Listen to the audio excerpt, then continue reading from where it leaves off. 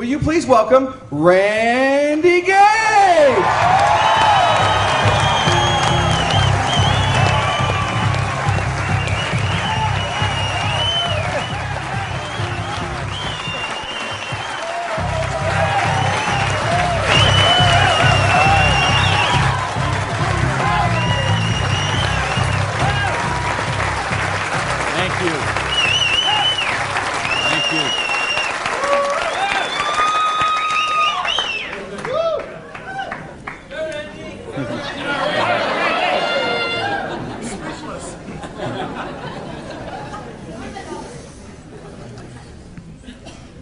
So what do you do when your dream dies?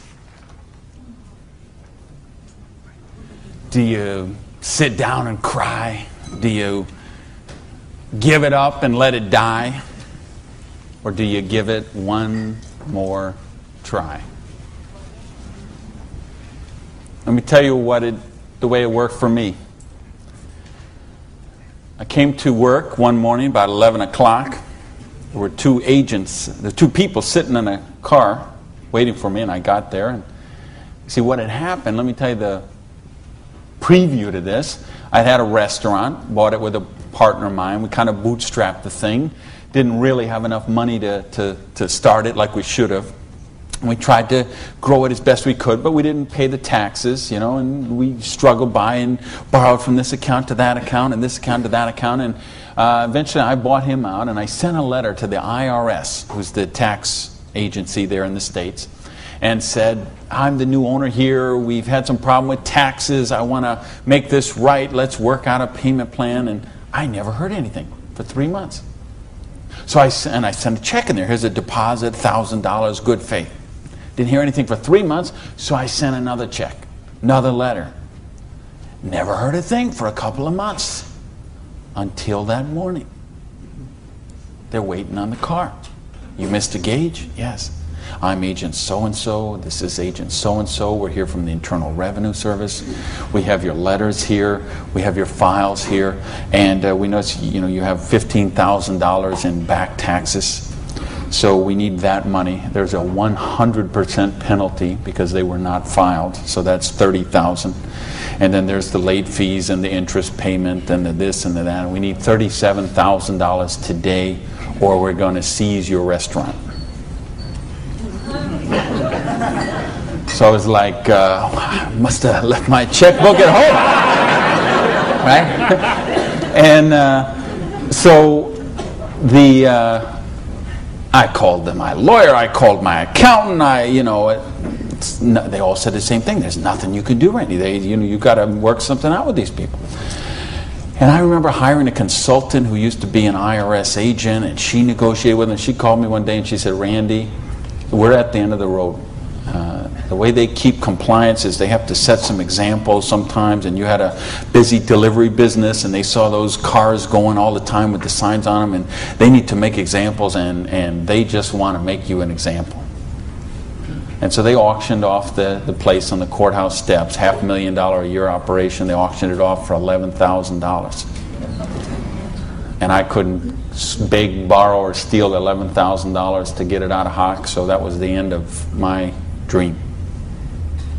And I remember driving along in the car that day, not even my car because I didn't have a car anymore. I remember driving along in my friend's car and crying in the car, thinking, I have to call my mother and tell her this. I have to tell my friends this. I mean, I was so ashamed. I was so humiliated. I didn't know what I could do. How was I going to tell people that I had lost my business?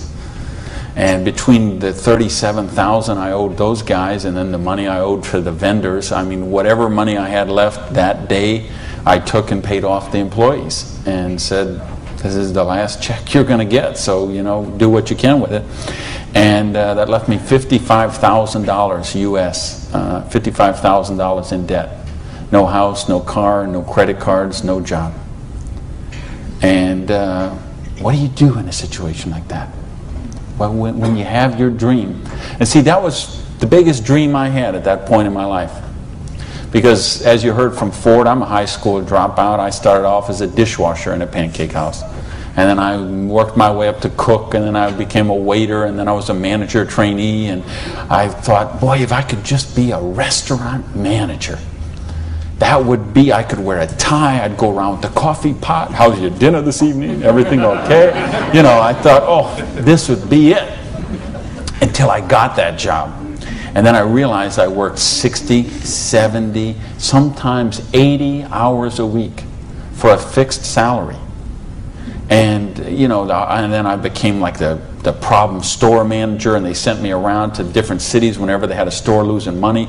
They would send me there, and it was my job there to go and be the turnaround guy.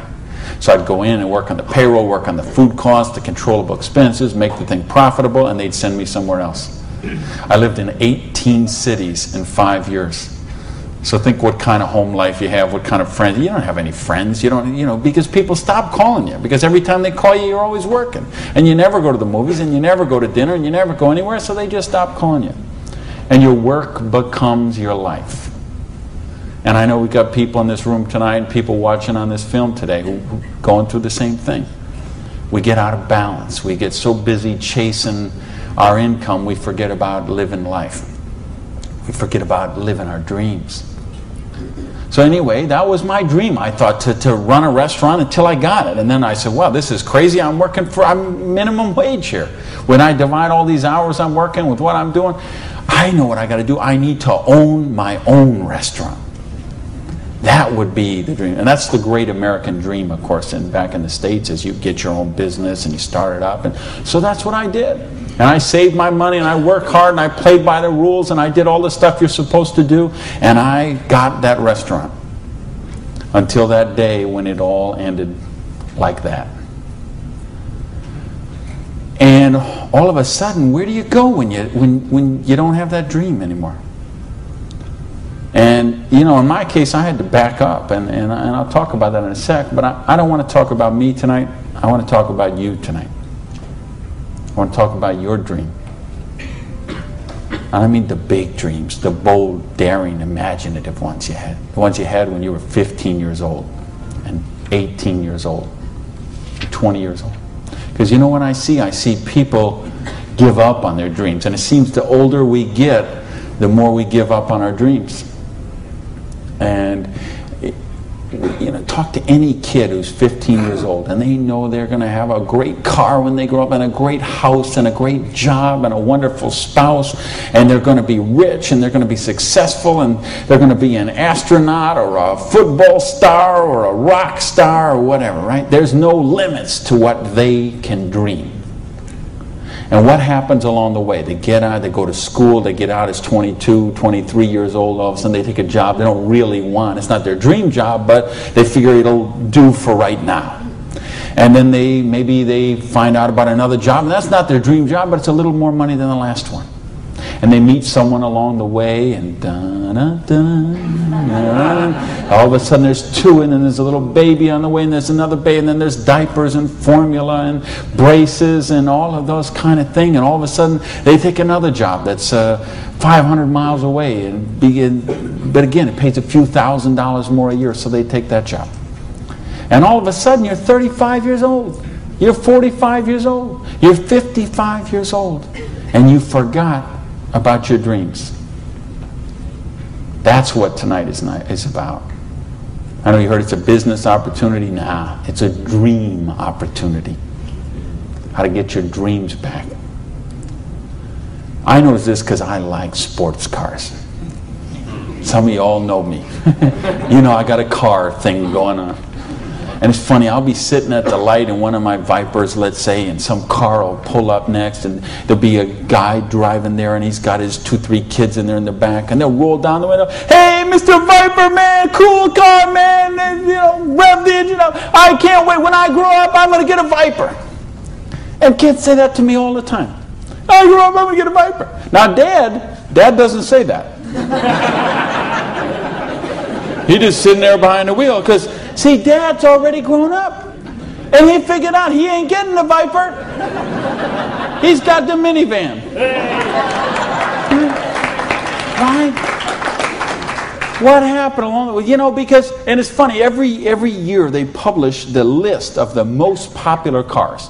And I see it every year, and it comes out. And I read the list, and it's funny. Now, when I talk to kids, and I talk to a lot of kids, they always like cars. And I'm going to get a Corvette, I'm going to get a Lamborghini, I'm going to get a Ferrari. And then when they publish this list of the best-selling cars, it's Toyota Camrys and Holdens and Mercurys and Ford Escorts and Geo Metros, the broke-mobiles. Right? These are all cars they make for broke people. You see that? Like the Holdens you got here. Right? And the Toyotas we got there, and the Chevys we got there, and the Buicks we got there. They make those things for broke people. Now, how come when I see the list of the top 10 things, I don't see Ferraris and Lamborghinis and Rolls Royce and Jaguar and Bentley? Because they gave up on their dreams. They said, well, this is the car we got. There's room for the car seat in the back, and we can afford the payments. And they settle for a car. And they settle for a house. And they settle for a job. And they settle for a life of quiet desperation. When they could be living a life of joy, challenge, growth, adventure, and prosperity. That's what tonight's about. I want you to think about, really, here's the challenge I would give you. I want you to think of 5 things you would do, have, or become if money was no object. I mean, really think about this, okay? You don't have to write it down. I just want you to think about it. But think about, if you had Bill Gates' kind of money, if you had Larry Ellison's kind of money, if you were one of these .com billionaires, would you be driving the car you're driving right now that you got here today in? How many people, tell the truth now, if money was no object, how many people would have a different car in the parking lot tonight? Okay. Now, if money was absolutely no object, you had 30, 40, 50, 60 billion dollars, how many people would have a different roof over their head when they went home tonight? How many people have a better wardrobe? Ladies, how many of you would have bigger closets? Right? Yeah. So this tells me something. This tells me you do have dreams. And you want to live them, or you wouldn't be sitting here tonight.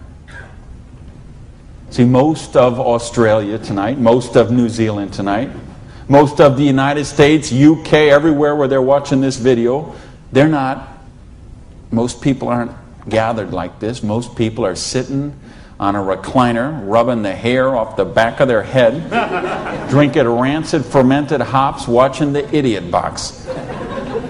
6 hours a day. And this is their life. Monday morning, 6:30. The alarm clock goes off. And they get, hit the snooze bar. If I could just get 15 more minutes. And they wait 15 more minutes, and they hit the snooze bar again, and they get 10 more. And then they got to get up, and they rush in the shower, and they drop and jump in the car, and they buy their breakfast through a drive-thru somewhere, and then they go to a job they don't like or actually hate. 85% of them, a job they don't like or actually hate, and they get through Monday till 5 o'clock or 5:30 or 6 o'clock, and then they go out and they face the traffic going home. They probably get drive-through dinner somewhere, dinner in a bucket to take home to the kids, get in front of the Idiot Box and sit there in a coma till they fall asleep, or they crawl into bed until Tuesday morning, 6:30, it starts all over again. Wednesday, hump day. Thursday, we're almost there. Thank goodness it's Friday. Because you know what Friday means, right? Because Friday means somewhere near the end of the day, the boss is going to say, hey, here, boy. They're going to get out that little paycheck, and they're going to get that paycheck, and for one brief moment in time, it's going to feel like it's theirs. But we know it isn't theirs, is it? Because they got all those little window envelopes from the credit card company just waiting for them. And that money is spent long before it ever got there. But for this one brief moment in time, it feels like theirs. So I don't know what they do here in Sydney, but I know what they do in the States. They go out to Pizza Hut. All right? So it's off to Pizza Hut for a deep dish, meat lovers, extra cheese, extra meat, but, Diet Pepsi because I'm trying to hold my weight, And off to the Pizza Hut, and then it's off to the neighborhood video store where they rent 3, 4, 5, 6, 8, even 10 videos to get them through the weekend. And they will spend their entire weekend sitting on that same recliner, rubbing that same hair off the back of that same head, drinking the same rancid fermented hops in a coma all weekend long, video after video after video, so they don't have to think about their life of quiet desperation until Monday morning, 6:30, when it starts all over again. This is life for a lot of people. This is life for millions of people. They're missing out on the real life. They're missing out on the real joy. And I don't want that for you. I didn't come 12,000 miles here to tell you what you want to hear. I came to tell you what I think you need to hear. We got a business here that offers you a chance with unlimited income potential. It's a business to help you be successful while you're helping other people reach success. You choose the hours you work. You pick the people you get to work with. I mean, do you know what a joy that is? Just to be able to pick the people instead of those slobs you're working with. Right? I mean, the tax advantages are extraordinary. The travel opportunity, if you're like me and you love to travel the world, the travel opportunities in this business are simply amazing. Okay? So what's it take to do the business? Well, it doesn't take a lot of money. This is a very low startup cost business. It doesn't take a lot of time. This is a business you can start in 7 to 10 hours a week. And what I'm going to share with you tonight is a 2 to 4 year plan. So you say, is this a get-rich-quick scheme? Yes, as a matter of fact, it is. Okay? Because anything that can get you rich in 2 to 4 years is a get-rich-quick scheme as far as I'm concerned. Because what are most people doing? They're doing the 45-year plan, which is they get a job around 20 years old. They work for 45 years at that dead-end job they don't like or actually hate and retire around 65 years old and try to live their golden years on half of what they couldn't get by on when they worked. Do you get that? Your retirement's about half of what, and I've been in all the country I've been in. I can't tell you how many different countries, and I've been in socialistic countries and free enterprise countries and everything in between, and I can tell you the retirement security, it's the same in all those places.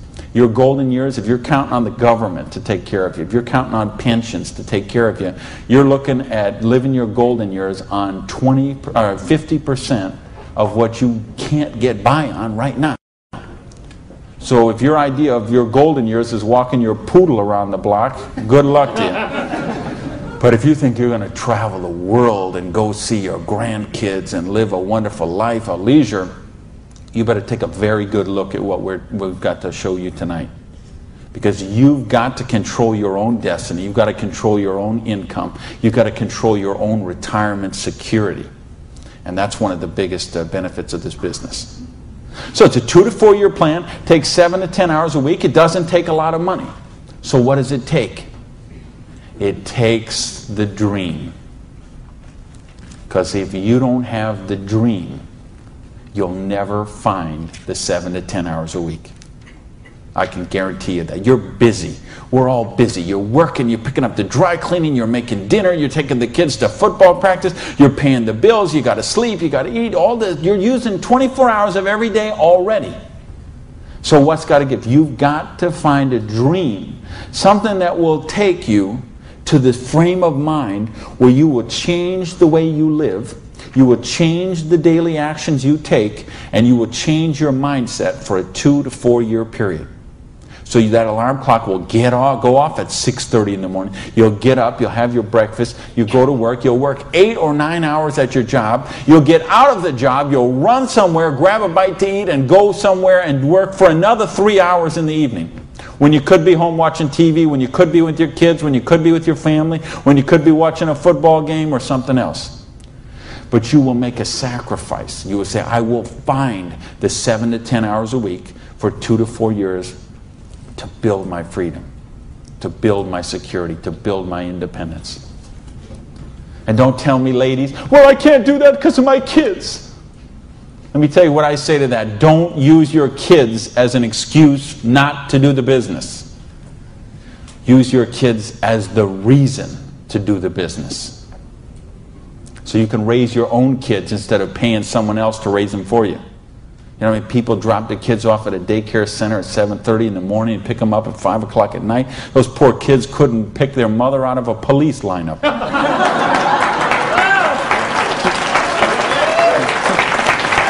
Right?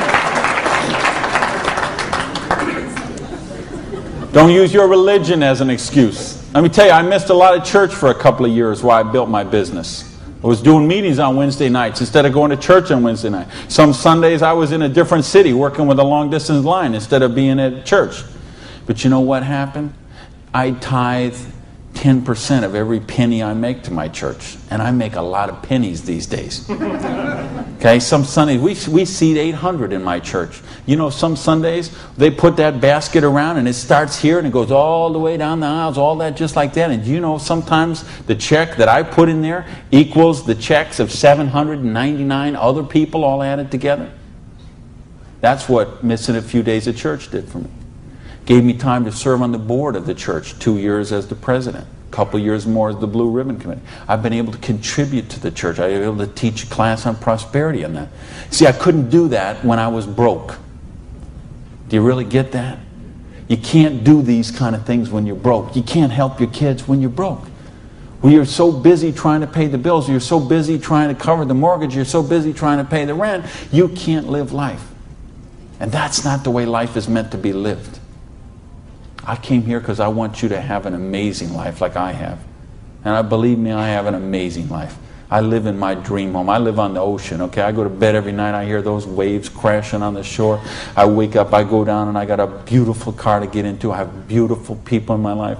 I have wonderful health.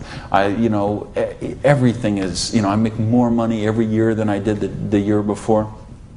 I am living a dream that is just wonderful. But I made some sacrifices along the way. And that's what I'm saying to you. Make some sacrifices. Take 2 to 4 years. Make a commitment. When you walk out of here tonight, make that commitment. Not to your spouse, not to your sponsor, not to me, not to yourself. Make a commitment to yourself that you're worthy, that you're worth it, that you will think back. And that's what I want you to really do, is say, okay, what were your dreams when you were 15? What is the house you would live in if money is no object? Do you have a picture of it somewhere that you carry around to fuel you? What is the dream car you want to be driving? Is it a red Lamborghini Diablo? Ferrari Testarossa? Bentley? Viper? What is it? Do you have a picture of it in your wallet? You got a picture of it in your planner? You have a dream board with it up somewhere? You got it up on the mirror in the bathroom? You got it up on the refrigerator in the kitchen? How much time you want to spend with the loved ones in your life? How much money you want to give to charity? I had lunch. Funny, I just got invited to be on the board of directors for the Florida Philharmonic. I'm so honored they asked that, and I'm proud to be a supporter of them. I'm so proud to be a supporter of the opera and the Young Artist Program and all kind of charities. Fascinating thing, though. I had lunch with the guy who invited me to be on the board. He gave $1 million to the Philharmonic this year. $1 million. So they can play beautiful music. That's money. That's money with a capital M. That's living a life of dreams. That's living a life of wonder, of joy, of adventure and growth. And that's what I want for you. But you got to know what that is. So please, those 5 things, what would they be? And maybe you're going to give $1 million to your church, temple, or synagogue. Maybe it's you want to take a year off and study ballet. Maybe you want to take 6 months and go on a cruise around the world. Maybe you want to fly in all your family from all over the world and have a reunion. Maybe you want a house in Paris and a house in Hawaii and a house in San Diego and a house in Berlin. I don't know what it is for you. But you have to know what it is. Or nothing I'm going to talk about tonight is going to make any sense to you. You'd be better sitting home watching Survivor, Big Brother, Fear Factor, whatever one of those shows. You could sit watching any one of those shows instead of be here tonight. Because if you're here tonight, you got to know what your dream is. And we can show you. I will draw out on this board. I will draw out a way and show you how you can live those dreams. And I'll show you how to build some residual income, some retirement security, and you can just do the numbers yourself, okay? And you could say, all right, is there any of those 5 things that I would do, have, or become that I can get with what I see here on this board? The difference is, and here's the secret, okay? You wonder, okay, I know there's nothing for free. There's always a cost. Here's the thing. Here's the secret of everything I'm going to talk about tonight has to do with leverage. It's getting you out of the trap. And there's a big trap, okay? And this is the trap. It's people trading time for money. You work 40 hours, you get paid for 40 hours. So you work 40 hours and you get paid $400 a week. If you're sick half a day and you only work 35 hours, you get paid $350. If you need some extra money because there's something that you want to do, you put in some overtime, so you work 45 hours, so maybe you get $450. Well, you know what? That is trading time for money. Time for money. Hours for dollars. Hours for pounds. Hours for dollars. Hours for cougar ranch. Whatever the currency is. If you're trading time for currency, you can't get wealthy. It's a trap. You got to put some leverage to work somehow to get out of that. Because this is what keeps people broke. So in my case, when I lost my dream, and I started all over again, I said, well, I got a choice here. I can go and live like most people do and live that life of quiet desperation and just mind my own business and do the thing and be a worker drone in the collective like everybody else. Or I can go after my dreams again. So I began a study of prosperity. Because when you're $55,000 in debt, no house, no car, no credit cards, and you start selling the furniture, things look a little different. Anybody here ever sell your furniture for your business? Interesting scenario. Here's what I found. The end tables, not a problem. Coffee table, no big deal. Kitchen table, hey, you can always eat in the sofa. Lamps, no big deal. You got the light in the kitchen on the ceiling. But the sofa and the bed and the TV. How did I know you'd know that? The bed, the sofa, and the TV, they gotta be the last to go. Because see, I don't know if you got it here, but what we have in the States, we have infomercials on all night long. So once midnight hits, these infomercials start, and they're all about how to make money. So what do you do when you're $55,000 in debt and you're sleeping, with no furniture and whatever? You sit up all night and you watch infomercials.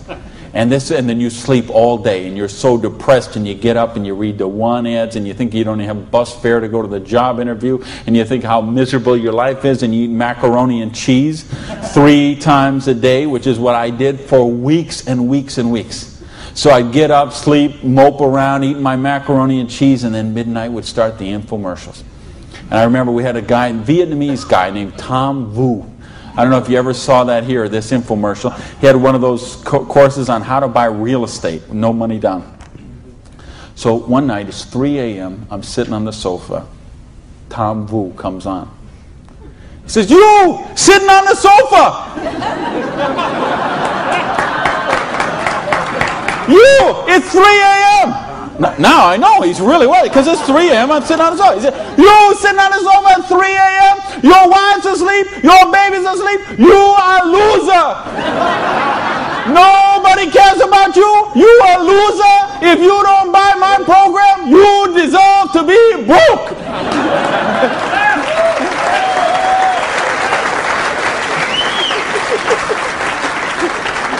And I'm like, oh, if only I could afford this program. But of course, I didn't have the $199 or whatever it was. So, and eventually, of course, the sofa had to go, the bed had to go, and then the TV had to go.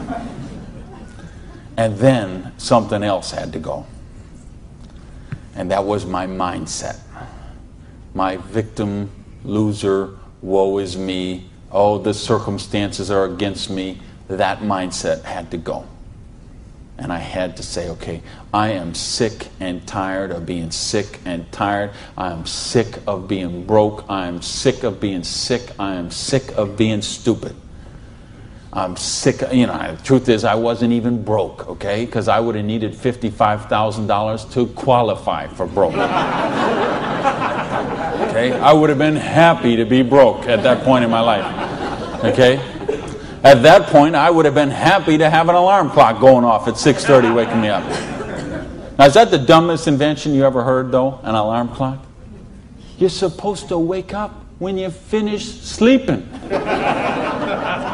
But, right, what do? We stuck in the thing. So now at this point, I wouldn't have been happy with an alarm clock. Okay, but I started a study of prosperity. And here's what I found. 2 secrets of prosperity. If you want to be wealthy, secret number 1, you have to be your own boss.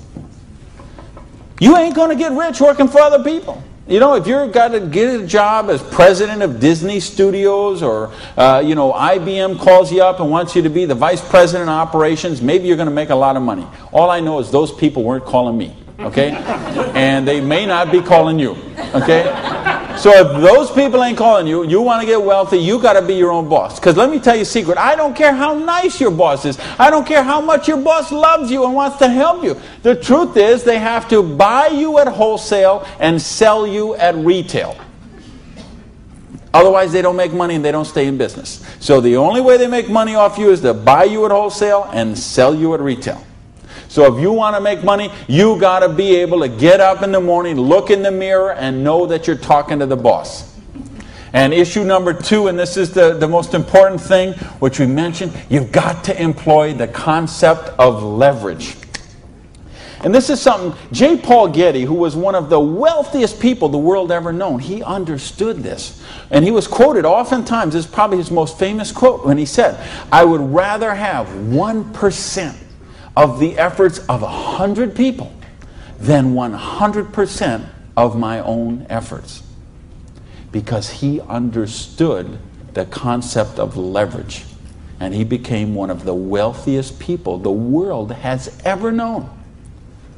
So tonight, I'm going to share with you how you can employ this same concept of leverage that the wealthiest people in the world do, and it'll allow you to get your share of that kind of wealth.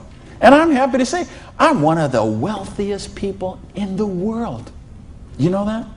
Now, you know what? I don't have Bill Gates' money. I don't have Larry Ellison's money. I couldn't spend $90 million on a boat down in the Kiwi race there next week. But you know what? I'm one. If there's 6 billion people, whatever there is on this planet, I'm wealthier than 99.8% of them. And I'm a dishwasher from a pancake house. But I understood leverage. Now, how do you put this leverage? It's a business called network marketing, sometimes called multi-level marketing. Sometimes we call it MLM for short. What is it? It's a business that allows you to leverage the efforts of other people who have a dream and are willing to trade that 7 to 10 hours a week to get a dream.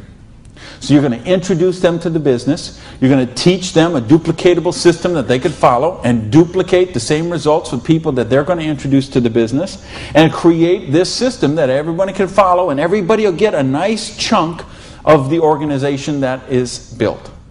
And because you direct your own organization, because you are your own boss, you get some residual income out of the efforts of the people that you introduce to the business. That's the leverage. It's no different than when Madonna makes a record, and every time they play that CD, she gets a royalty of that. When Coppola does a movie and that movie plays, it gets a royalty of that. This is how the average person can get leverage. See, if you got money, leverage is not a problem. You can leverage your money. You can buy stocks, bonds, invest in companies, invest in real estate, all that kind of stuff. I couldn't do that. If you could buy a franchise. If I would have bought a restaurant franchise instead of opening my own restaurant, chances are I'd still be in the restaurant business. But you know what? I couldn't afford the franchise fee. I didn't have that kind of money. Ask someone about the stock market, they'll tell you, unless you got $25,000 you can afford to lose, don't even get in the stock market.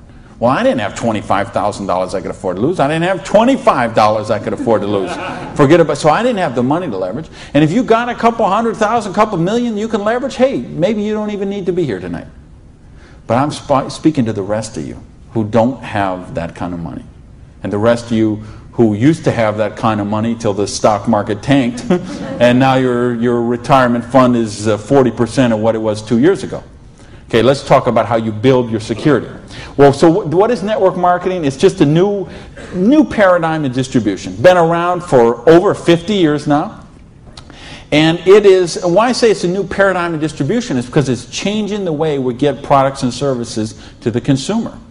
And with things that have happened recently, like the internet, overnight shipping, satellite, telephone, fax technology, all of this stuff is driving network marketing to be a bigger force today than it has ever been. So it's been growing consistently for more than 50 years. There are somewhere between 14 to 16 million people in the network marketing direct selling industry. And it will do somewhere between 70 and 80 billion dollars US this year. So this is a very credible business. And if you've been reading the financial papers the last few years, you've seen it mentioned in the Wall Street Journal, had front page cover stories on Success magazine, Forbes magazine. The mainstream press is really starting to pick up on this. Now, why is that happening? Is because it's the future. It's what has to be, because what has happened in the past doesn't work anymore. In other words, here's how it used to work in distribution. We'd have a manufacturer. They would make a product. They would sell it to a wholesaler who would buy it, resell it to a rack jobber who would buy it, resell it to a retail chain. They would buy it, send it to a warehouse somewhere, sits in a dusty warehouse for 6 weeks, and then it gets transferred by truck, maybe it goes to the store, and then you come in the store and you buy this product. Well, they had to make money, they did. You have all these parasites who were taking money out of your product. I say, why am I calling all those people parasites? Well, it's not that they're nice, they're not nice people. It's just that made sense 100 years ago. It doesn't make sense today. Because today, we can have a network marketing company manufacture a product and send it direct to a distributor who in many cases is the end consumer, and in other cases is just conversationally marketing the products with their friends, neighbors, and relatives, and we eliminate all these other people in the middle. So look at the difference. This made sense 100 years ago. Something came by boat over here. Maybe it went from California, it went on a ship, came to the East Coast here, and then it was transported across Australia over to the outback. It was the same thing with us. We used to get stuff from England, and it would land in Boston or New York, and then it would go by stagecoach across the country, and then it went by train, and then it went by truck, and this is the only way it worked. This is all we knew.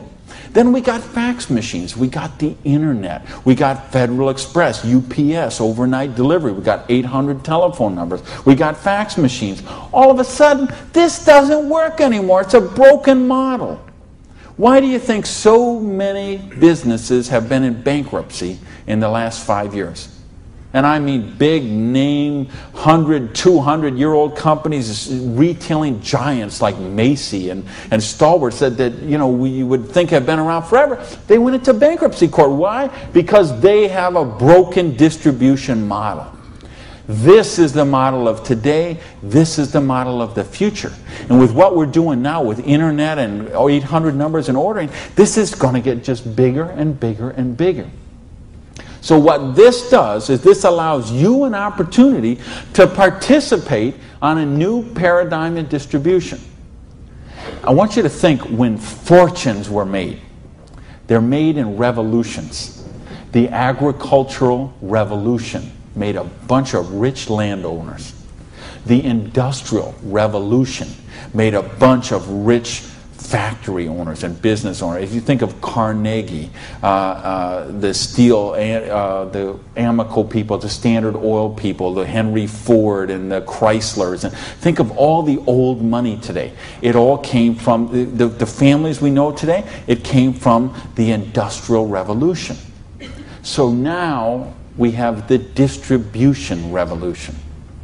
So what this means is that 50 years, 75 years from now, there's going to be a meeting at a hotel somewhere in Sydney, Australia, and they're going to say, think about the old money today, the Gage money, the Hawkins money, your money, and say that was made in the distribution revolution.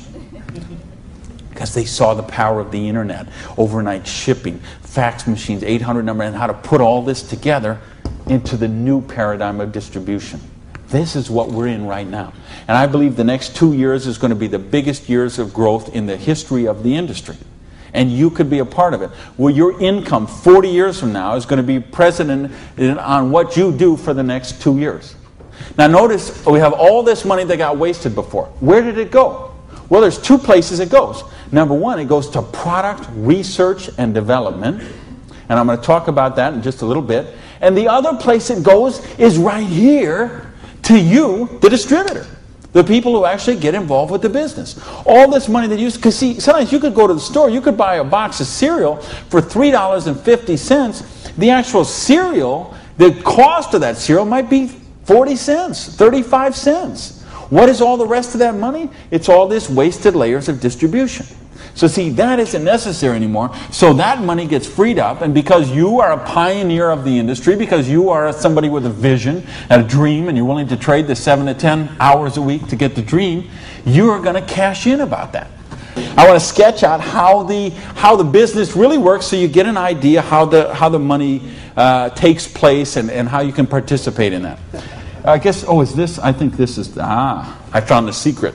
You do it a little different here down under. All right, let's talk about how you make money in the business. You, not me, not them, you. How do you make money? Well, you got a dream. You're willing to trade 7 to 10 hours a week for 2 to 4 years to get your dream. So you sponsor in the business. Okay, you make that commitment. Your sponsor says, all right, I'm going to work with you, train with you. What we're going to do is we're going to help you identify, and I'll use this as an example, 6 people who you know who have a dream and would be willing to trade 7 to 10 hours a week to get the dream. Fair enough? Everybody follow me so far? Everybody follow me so far? All right, just making sure you're not nodding off over there. All right, now let's suppose that everybody involved in the business produces a volume this first month that you get involved in the business of $100. Now notice I didn't say $1,000 or $10,000 or $100,000. I said just $100. Why? Because I want to show you this is very simple, very duplicatable, very doable for everyone. The secret of this business is leverage. We have a lot of people doing a little bit, just 7 to 10 hours a week. So now if you and each of the 6 people you introduce into the business produce a volume of $100 the first month, you'd have $700 worth of volume in your organization, right? Now we have a lot of different companies represented here tonight. It's all kind of different pay plans. But I think you're going to find as an average, what you're going to see in the business is you can make about 10% of what your organization does in volume. So if you had 6 people plus yourself, everybody did $100, you'd have $700 volume, so you'd make $70 your first month in the business. Now you say, come on, Gage, you brought me here for $70 a month. I can't even wash my Lamborghini for $70 a month. I understand. But see, believe me, I understand. I know what it's like to keep cars clean. But this is just month number 1. And how much, if you're a doctor, and by the way, if you're a doctor, if you're a lawyer, if you're an accountant, you know what plan you work under? Trading time for money. Just like the bus boy at the Denny's restaurant, the doctor, the lawyer, the accountant, trading hours for dollars. Hours for dollars, same thing. So how much did you make when you learned to be an accountant? You probably went to school for 10 years. Well, you learned to be a nurse, when you learned to be a doctor, when you learned to be a lawyer. Think how many. You didn't make anything. So don't be crying about your lousy $70 here, okay? Because you're learning the business. Because look what happens next. Now the second month, we're going to say, we're going to help you help your people. We're going to teach you that duplicatable system to teach your people. And we're going to have them, now we're going to say they're not quite as bright as you are, okay? They didn't quite get this as good as you did. So they each got 5 people that they're introducing to the business, all right? Now, of course, it will not work out exactly this way, because I know some of you accountants there are sitting there thinking, okay, this guy might only get 4. Don't worry about that. I'm just making an example. So you got the 6, and the 6 each got the 5. Well, that would put 30 new people in your organization. Plus, you still have the 6, plus you got you. So now, the second month, you'd have 37 people, each doing $100. How much would that be? $3,700, right? So 10% of that would be how much? $370. Now you say, okay, $370 is a nice little pin money, but it still isn't going to buy my Lamborghini. I understand that. But that's just month number 2. Because all of a sudden, look what happens. There's 36 other people who are, now they're not working for you. They're working for themselves. So they're not calling in sick. They're not stealing paper clips to take home. Okay? None of this stuff. They're all working for themselves, right? Now, what happens when we duplicate the process? And we say, now we're going to teach them how to teach their people. And you say, well, how do you do that? We've got a complete step-by-step duplicatable system to show you how to do that. You're going to teach your people how to teach their people. So we say, what if those 5 each just got 4? Now, why I'm doing this? Because I want to be really, really conservative. If I showed you what could really happen, I'm afraid you might swallow your teeth. So I'm going to be very conservative. So now if the 30 people each just got 4 people, now we'd have 120 new people in the organization. They don't work for you, they work for themselves. 7 to 10 hours a week, they're building a dream. 120 plus the 30 plus the 6 plus you, that's 157 people. Everybody just doing not $1,000 a month, not $10,000 a month, not $100 lousy dollars a month does $15,700 income or volume, which means your income for month number 3 would be $1,570. Now all of a sudden we have a little money, we could play with something. We could do something with $1,500 a month. Do you know how many bankruptcies would be avoided with $1,500 a month? I would make a bet to say of all the personal bankruptcies, and there's been a record year for personal bankruptcies the last 6 or 7 years in a row. Every single year has broke the record from the year before. And I had someone very close to me did this just a couple of years ago. And I'm telling you, I bet 90% of them would be eliminated with $1,500 a month. In fact, 90% of them would probably be eliminated with $300 or $400 a month. Just this much, the $370 a month, would help most people that they could just start paying down their credit cards instead of paying those minimum balances every month. By the way, do you know how long it takes to pay off your credit card if you're paying the minimum balance every month? 10 years? 20 years? 30 years? 40 years. That's how long it takes. So if you're paying the minimum payment every month, get happy, because in 2042, you're all paid off.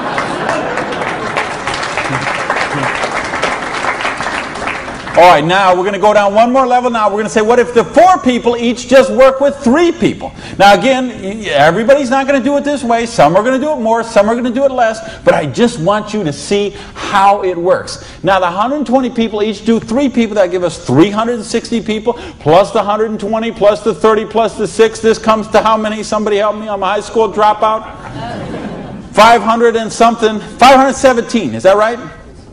Who's here? Somebody good in math? So 517 times 100 is $51,700 volume in your little business that you got no employees, no office, no overhead. You're running this from your kitchen table or your spare bedroom or your hallway or your closet.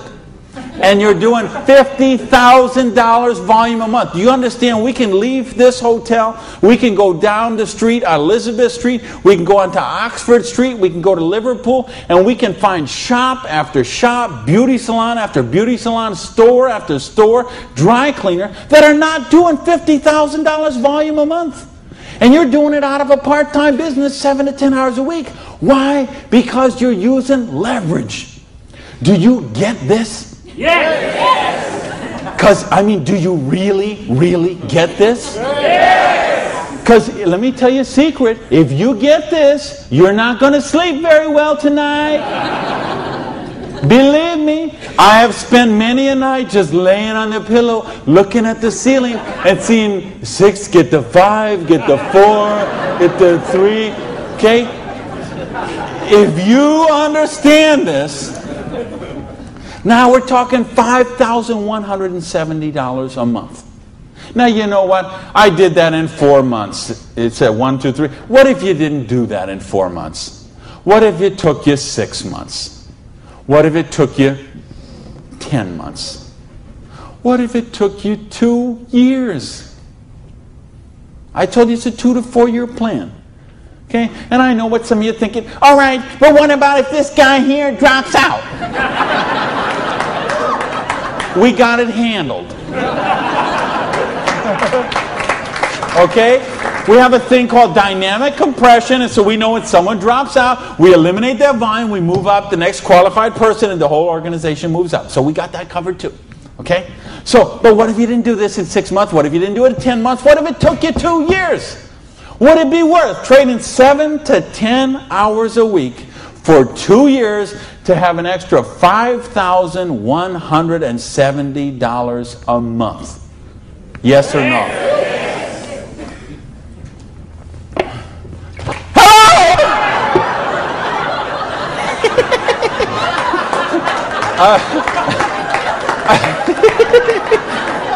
Aren't you glad you got the front row, baby?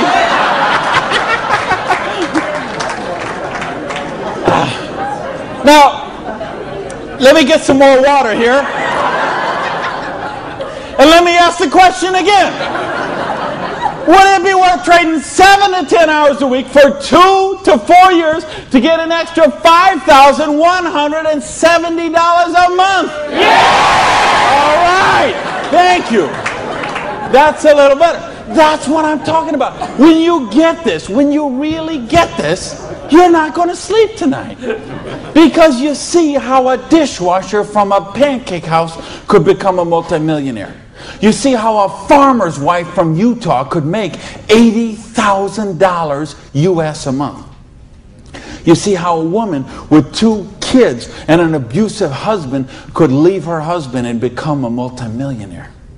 You see how people on welfare can build complete financial independence. And they can do it with integrity. They can do it with honor. They can do it with helping other people, giving value, contributing. That's what we got to offer here. So see, now you say, okay, all that sounds good, it looks good, but what's the problem? What is the $100? Well, I told you, remember that whole distribution model? We have all of that money that used to get wasted. Now that goes into product research and development. You will see some of the most cutting-edge, state-of-the-art products in network marketing that you won't see anywhere else in the world today. Some of the best scientific breakthroughs, some of the best health breakthroughs, some of the best wellness breakthroughs, medicine breakthroughs, herbal breakthroughs have been personal care products, environmentally non-toxic, natural products. Some of the most breakthrough products in all of those categories have been brought to the marketplace because of network marketing, because they have the time, the money, the research, the resources to do that kind of research. So what I'm going to ask you is, if you're here, you're looking at this for the first time tonight, if you're on the video and you're seeing this for the first time tonight, you have a conversation with the person who invited you here. Have a conversation with the person who asked you to watch the video. And they will give you a catalog. They'll give you some brochures. They might have some tapes, some videos, some other things, and you'll find out about these products. What I want you to see tonight, right now, is the big picture. how the distribution model works, because this is how fortunes are made. People who recognize new paradigms become pioneers in those paradigms, and they reach the reward for generations sometimes. So the products are there. Next question is, say, what about the support? I don't know anything about this business. I've never done it before. How can I do the business? Well, that's what the system, we keep talking about a system. In other words, we've got a system where we're going to teach you how to do the business, and we're going to teach you how to do the business while you actually do the business. That's why we've got this presentation up on the internet. That's why we have this meeting in this hotel here tonight. You have a sponsorship line. So you see, a lot of people say, well, I don't want to be this guy here. I want to be this guy right at the top, because look at all these people he's got under him. Well, you know what? This guy or this gal down here, this person and this person and this person and this person, and all the way up to the company, all those people work for that person for free, because every one of those people have a vested interest in their business. So you want to have 150 people between you and the company, because they all work for you.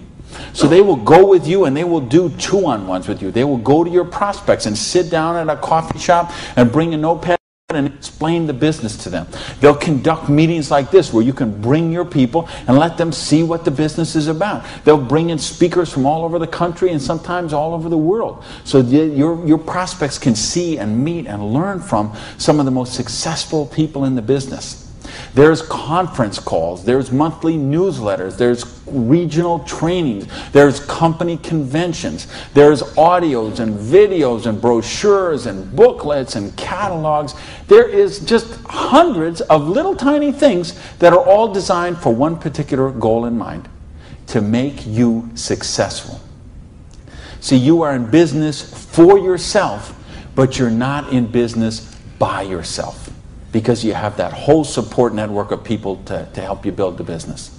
So, and that don't happen when you open up your own, and you know this, most of you in this room, you know, if you've ever been in the restaurant business like I have, you know what I'm talking about. If you own a beauty salon, you know if you own a little store or a shop, you know you don't own the business owns you.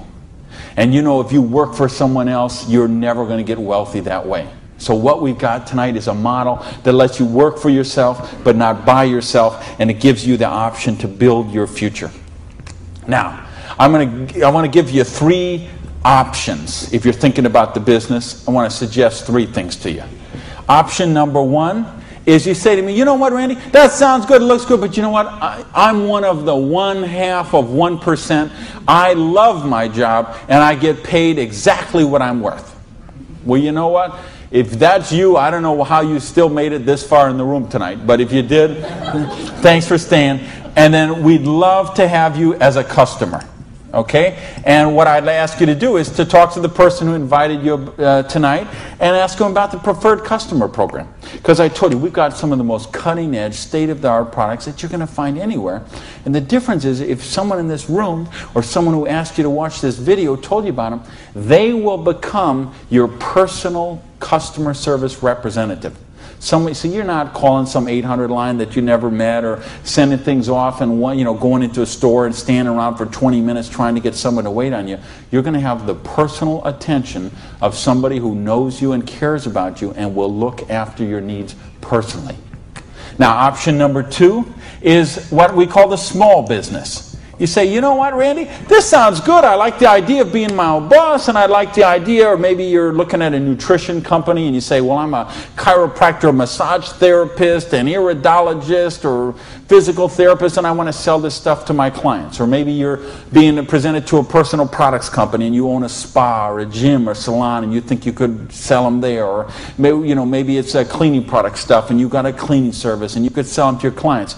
Well, if you're looking to just kind of use the products yourself, buy them at wholesale, and then conversationally market them to your friends, neighbors, and relatives, that's a small business. And if you want to make a couple $100 to a couple $1,000 a month, the small business option would be the one for you.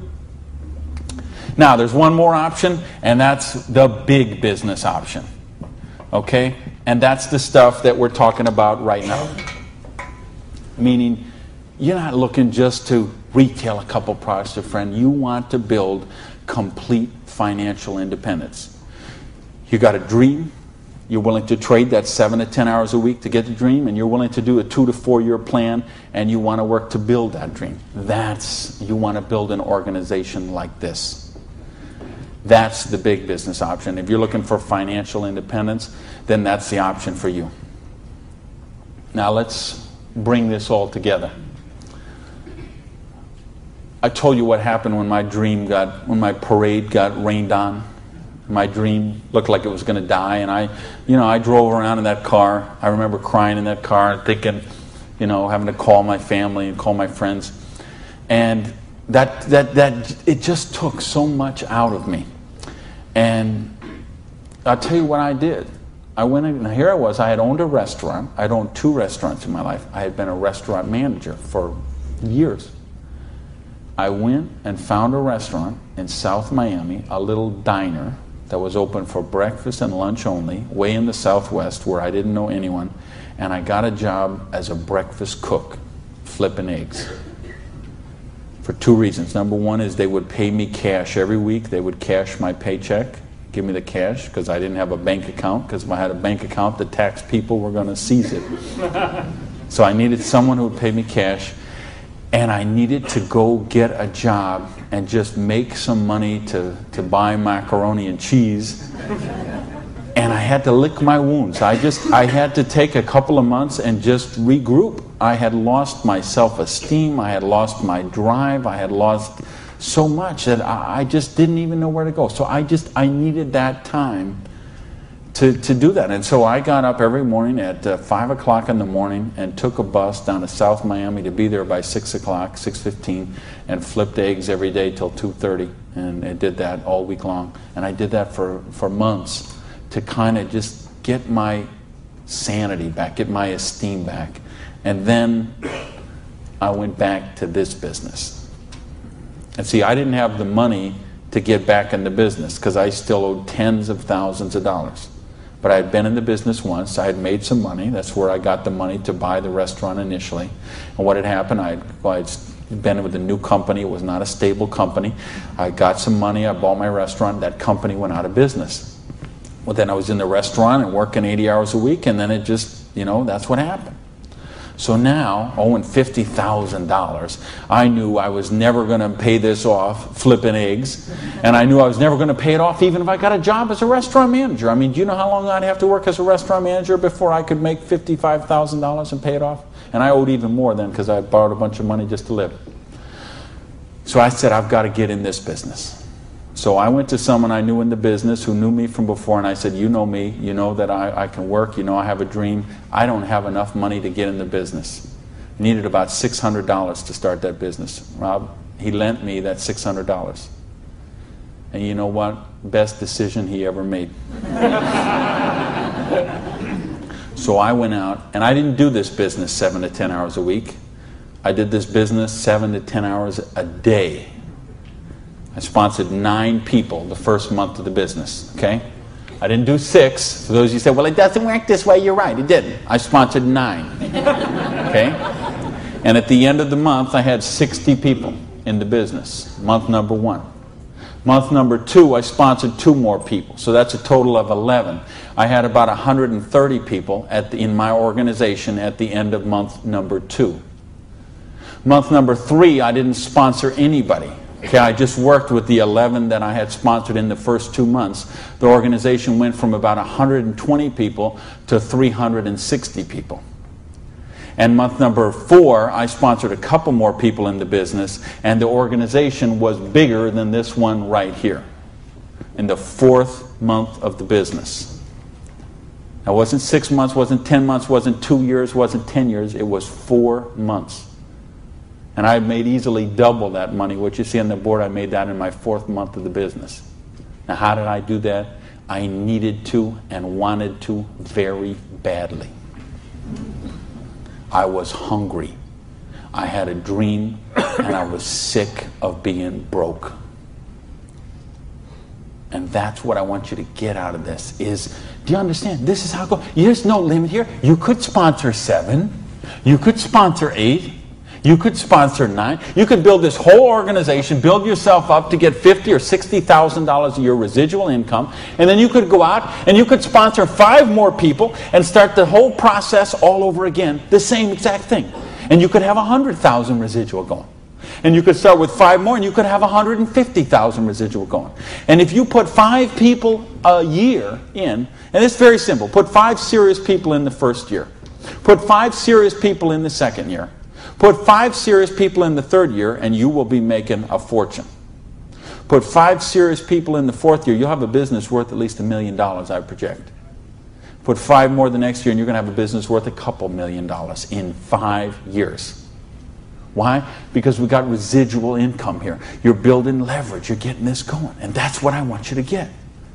You know, and now I've been able to help people all over the world. I told you guys, the platinum people, I talked in the reception about the 3 kids from Norway who came to a program I did in 1998.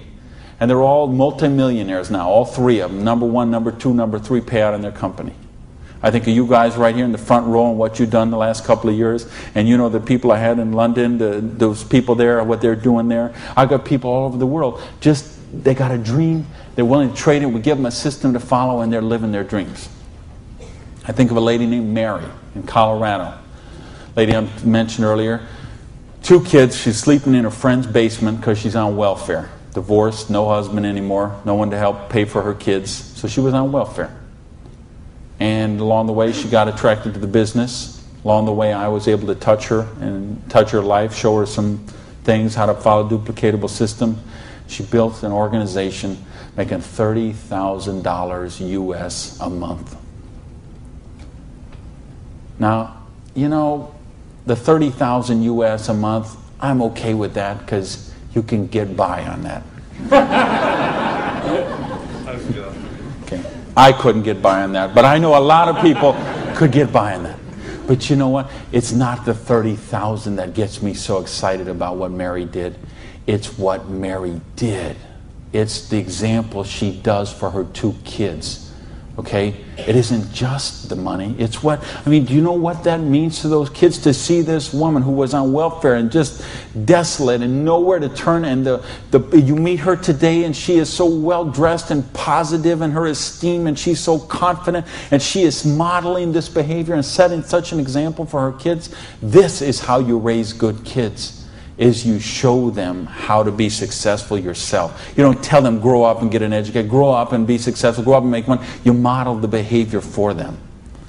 Jan Rue, who a lot of you know, I've done programs with Jan. Here's a lady, same thing, abusive husband, divorced, 3 kids I think, became the number 1 payout in her company. Why? Because she had a dream. And she was willing to trade that 7 to 10 hours a week to get a dream. And we've got the model here where you can do that. There is no limit to what you can do. But I don't want to talk about my story anymore. I don't want to talk about Jan's story. I don't want to talk about Mary's story. I don't want to talk about Orion's story. I want to talk about your story. I don't want to talk about my dreams, Jan's dreams. I want to talk about your dreams. You know, go back to where we said earlier. Did this kind of thing, if you did this in 6 months, a year, 2 years, is there something on your list of 5 things you do have or become you could do with the down payment, with what we're talking about there? And if not, how big is your dream? How are you willing to pay the price? Are you willing to live your dreams? Because if you are, we've got the business that will allow you to do that. So I got a couple questions for you, and then I'm out of here. I'm looking for 1-word answers. Question number 1. Do you believe you're really worthy of success? Yes! Question number 2. Are you really willing to live your dreams? Yes, baby!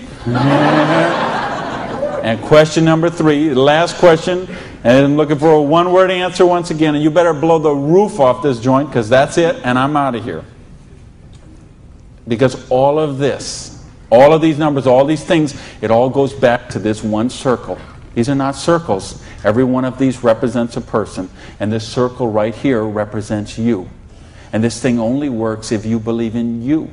If you believe you are worthy, if you believe you have a dream, if you're worth that dream, if you're willing to trade the 7 to 10 hours a week to live that dream, if you're willing to not let your dream die.